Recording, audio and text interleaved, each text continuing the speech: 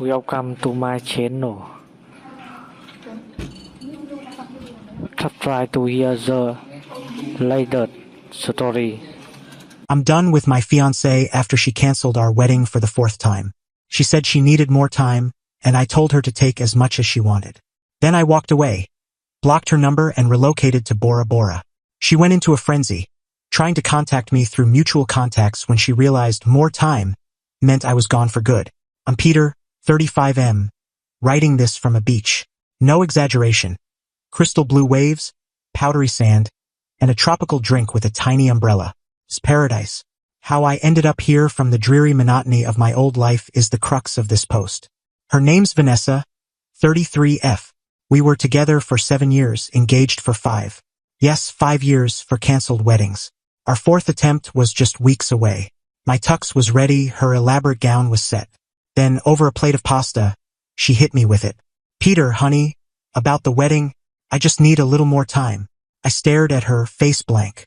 Inside, though, I was a volcano ready to erupt. But I've learned with Vanessa, big emotions don't work. Calm and composed is the only way. More time, Vanessa? Invitations are sent. Flights are booked. We're 2 weeks out. Peter, I know I feel terrible, but it's forever. I need to be completely certain. This was her 4th round of icy indecision. Cancel 1 3 years ago. Her job as a part-time dance instructor was too overwhelming. Cancel 2 years back. My sister Lauren's divorce makes celebrating impossible. Lauren, the maid of honor, was actually cheering us on. Cancel 3 last year. Are we sure about a grand wedding? Maybe we should elope. This after she obsessed over every detail of the big event. Each time I was a pushover, hurt, frustrated, but thinking I was in love. Every cancellation cost money, brought humiliation, and chipped away at me. But I'd nod, say, all right, we'll delay, and we'd start over. My parents were practically staging an intervention. My best friend, Mike, was more direct. Mate, she's stringing you along. This time, though, something shifted. A switch flipped. After a slow sip of water, I said, okay, Vanessa, take all the time you need. Her face lit up with relief. Oh, Peter, thank you. You're so patient. It's not that I don't want to marry you. I cut in. I get it. It's a huge step. Be sure. I even forced a small smile. Inside, the rage cooled into a sharp clarity. She babbled through dinner about how this extra time would help her find herself. I nodded, ate my fettuccine, paid the bill. Business as usual. The next morning, before sunrise, I was up. Vanessa was still asleep, probably dreaming of endless delays. I packed a large suitcase, essentials, passport, laptop, and a smaller one with a few cherished keepsakes. That was 3 weeks ago. I left a brief note. Vanessa, you wanted more time. You've got it, all of it. I'm taking time too to move forward. The wedding's off and so are we. I'll deal with my stuff later. Peter. I placed it on her pillow, grabbed my keys, and left our rented apartment. Lease in my name, ending in 2 months, thankfully. I drove to my bank, transferred a chunk of savings to an offshore account I'd set up years ago, visited a travel agency, booked a one-way business class ticket to Bora Bora for that night, called my phone provider for a new SIM and international number. Then I rang Mike. Mate, you free? I asked. Mike, always for you. What's up? She bailed again. Me, yeah, and I'm done for real. Need a huge favor. I explained my plan. He paused, then said, bloody hell, Peter, about time. What do you need? My BMW was fully mine. I asked him to sell it and keep a cut. Deal done. I parked at the docks, handed him the keys, signed a power of attorney. Final stop, my parents. I told them everything. Mom teared up, then hugged me. Sweetheart, I'm sorry it took this long, but thank God you're free. Dad shook my hand, visibly relieved. Go live your life, son. You deserve it. I blocked Vanessa, phone, social media, email. Blocked Lauren, her parents, her inner circle. If she wanted to find me, she'd have to try hard. I wasn't planning on being found. Landed in Bora Bora. Checked into a luxurious overwater bungalow. The first week was sleep, cocktails, and staring at the sea. The pain and anger linger, but they're fading, replaced by calm. And a nagging thought. Why didn't I do this sooner? Yesterday, Mike called. Vanessa's been bombarding him. She woke up, read the note, and didn't get it. Thought I was just sulking. When she couldn't reach me, she panicked. She's been hounding mutual friends and my parents, who've politely shut her out. Mike says she's oscillating between sobbing, "How could he do this to me?" and rage. He can't just walk away. We have a wedding to reschedule. The entitlement is staggering. She told Mike, "I just needed more time, not this. He's supposed to wait for me." Mike's reply, "Looks like he gave you all the time in the world, Vanessa, and took his own." The BMW sold quickly. Good price, money's in my new account, minus Mike's well-earned share.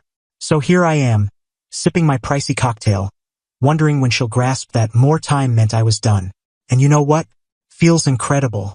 Update 1, 2 months later. Hey Reddit, Peter again. Thanks for the overwhelming support on my original post. It really helped knowing I wasn't alone in thinking 4 canceled weddings was a massive warning sign.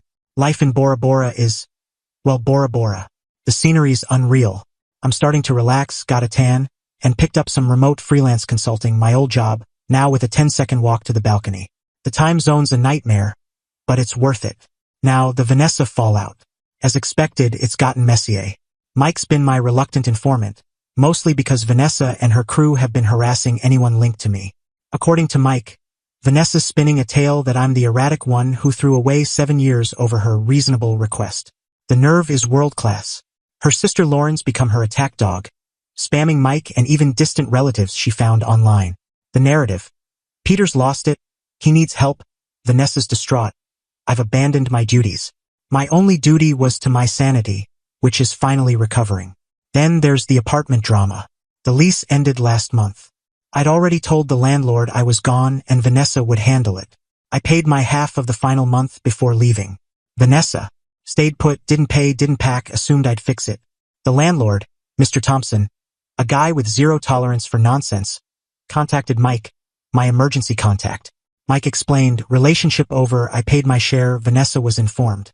Cue Vanessa's desperate calls to Mike. Mr. Thompson's kicking me out. Peter has to pay. It's his fault for leaving. She even tried telling Mr. Thompson I was on a temporary work trip. Mr. Thompson didn't buy it, especially after Mike confirmed my trip was a permanent life change. Eviction notice issued. Vanessa had to scramble and moved in with Lauren. Mike says it's chaos over there. Good. Then, the wedding gifts. We'd asked for cash toward a home deposit, mostly from my family and older friends, held in an account in my name, lesson learned years ago. Vanessa, through Lauren, demanded her cut. Lauren sent Mike a spreadsheet of Vanessa's guests and their contributions, insisting the money go to Vanessa, not back to the givers. My response, via Mike, all gifts will be returned to the original donors with a note about the permanent cancellation. Provide addresses for Vanessa's guests. I'll handle it. This was apparently a declaration of war. Lauren to Mike, that's unfair. Vanessa needs that money. Peter's being spiteful. He's stealing her future. Stealing her future? She derailed her own future 4 times. I just stopped enabling it. I spent a tedious week sorting online transfers, sending polite notes. Due to the wedding's permanent cancellation, Peter is returning your generous gift. He wishes you well. My family and friends were supportive, even relieved. No clue how Vanessa's guests reacted, but I bet Vanessa and Lauren had some uncomfortable conversations when the expected cash didn't arrive. Another detail, Vanessa had borrowed my high-end earbuds, a leather coat, and some rare photography books. When Mike arranged movers, hired by me remotely, to clear my stuff from the apartment, those items were gone. Vanessa, via Lauren, because facing movers was too much, claimed they were gifts. They weren't. I let it go, not worth the hassle, but it's the principle. She genuinely thinks she's the victim here, that after years of her games, I owe her endless patience and resources. Mike says she's now claiming I ran off to Bora Bora with another woman. Hilarious. The only other woman here is the barista who serves my coffee. The initial piece has deepened into a kind of tired acceptance. Some people are just bottomless pits of entitlement. The best revenge? Me, thriving far from her mess, and her slowly realizing her actions have real consequences. Still got everyone blocked. Cheers from paradise. Update 2. 6 months later, Peter here. Final update, I promise. I've left Bora Bora. Paradise gets repetitive. I'm now traveling, still working remotely, and blissfully free of Vanessa. The past few months have been a masterclass in entitlement's limitless reach. After the gift money vanished and the apartment door closed, Vanessa, egged on by Lauren and their newly outspoken mom, Joyce, tried going legal. Mike, who deserves a medal for his patience, forwarded a formal letter from a Mr. Carter, a local lawyer. It demanded compensation for emotional trauma from my abrupt abandonment and the public shame of the wedding cancellation. Public shame? She canceled 4 times. It also claimed a share of my BMW, saying she contributed to its upkeep. She once paid for a car wash. It demanded the return of her items, the earbuds and coat she kept, plus a new list of imaginary belongings and partner support based on our 7-year cohabitation. I laughed out loud. It was absurdly bold. Mike said Mr. Carter was likely a low-rent lawyer working on a no-win, no-fee basis. My response? I hired Ms. Emily Carter, a legal powerhouse in my hometown known for shredding baseless claims. After a few video calls and sharing all my records, texts, emails, lease, car title, bank statements, she was ready. Ms. Carter's response to Mr. Carter was, I'm told, a surgical takedown. Emotional trauma? Countered with Vanessa's repeated cancellations, causing me distress and financial loss, backed by receipts from past venues. Highlighted my note ending things due to her latest delay. Car? Showed title, registration, loan docs, all mine. Offered to bill Vanessa for gas if they pushed it. Items? Noted Vanessa kept hers and some of mine. Further claims would be harassment. Partner support? Reminded them we were never married, so no support applies. Offered to discuss my losses from 4 canceled weddings if they wanted to talk numbers. The letter closed by warning that baseless claims would lead to a counterclaim for my legal fees and a possible restraining order. Result? Silence from Mr. Carter. He clearly told Vanessa's camp they had no case. But Vanessa, driven by outrage, wasn't done. She launched a social media campaign, cryptic posts about cowardly betrayals, commitment issues, and financial cruelty. Rich, considering I supported her for years. She claimed I heartlessly dumped her just as she was ready. Some mutual friends, hearing only her side, messaged me, Mate, Vanessa's a mess, what happened? I sent them my original Reddit post. Most went quiet. Some apologized. The grand finale was Joyce calling my parents, sobbing. Please talk to Peter. Vanessa's broken. She made a mistake. She'll marry him tomorrow. She can't cope alone. My mom, usually kind but pushed too far, said, Joyce, Peter chose after Vanessa canceled wedding for. He gave her 7 years. He's not coming back. Vanessa's an adult. She needs to handle her life. Maybe this is the more time she wanted. Click. That was that. Mike says Vanessa's still at Lauren's. A tense situation. Lauren's fed up with supporting her. Vanessa's working retail full-time, hates it, and moans about life's unfairness. Shocker. Me? I'm great. The anger's faded. There's some regret for the lost years, but mostly relief, and a quiet satisfaction. The revenge wasn't flashy. It was just me saying, enough. Her actions had consequences. She wanted more time without me? She got forever. She thought she could control me and the story indefinitely. She learned she couldn't.